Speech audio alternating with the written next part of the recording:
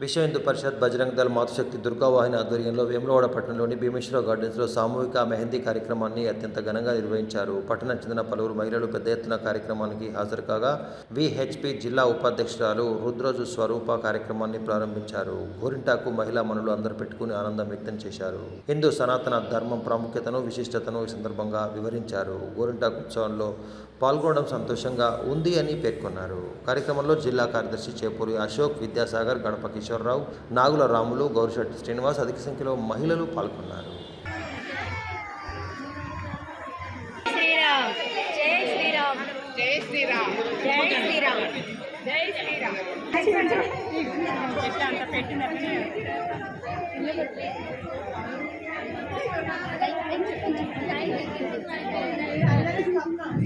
అందరు ఇట్లనే పెట్టండి.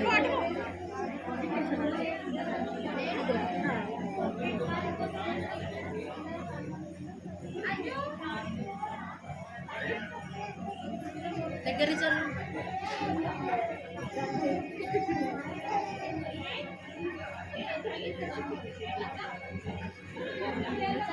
అందరు రండి.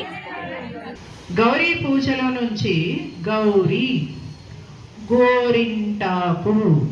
ఈ గోరి మనకు వంటలు ఎవరు చేశారు? గౌరీదేవే మొదలుపెట్టింది. మరి ఈ ఆకు ఎక్కడి నుంచి వచ్చింది?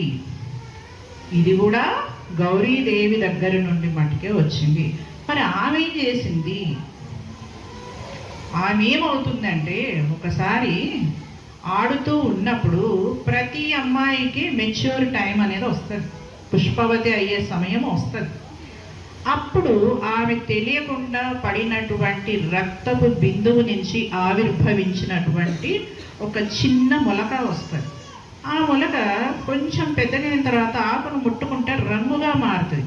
అప్పుడు ఏమవుతుందంటే, ఈ పర్వతరాజు కుమార్తె ఈ గౌరీదేవి గారి ఈ వీళ్ళందరూ వెళ్ళి వాళ్ళ నాన్నగారితో చెప్తారు, మహారాజా అమ్మాయి ఇలా పుష్పవతి అయింది, అక్కడ పడిన చోట ఈ చెట్టు మొలిసింది, ఈ చెట్టును ముట్టుకుంటే ఎరుపు రంగు వచ్చిందని చెప్తారు.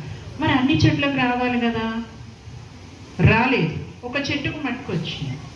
అప్పుడు మనము ఎరుపు రంగుకి దేనితో మనము సమానంగా చూస్తాము? అమ్మవారి ప్రతి రూపాన్ని ఎరుపు రంగులో చూస్తాము మనం.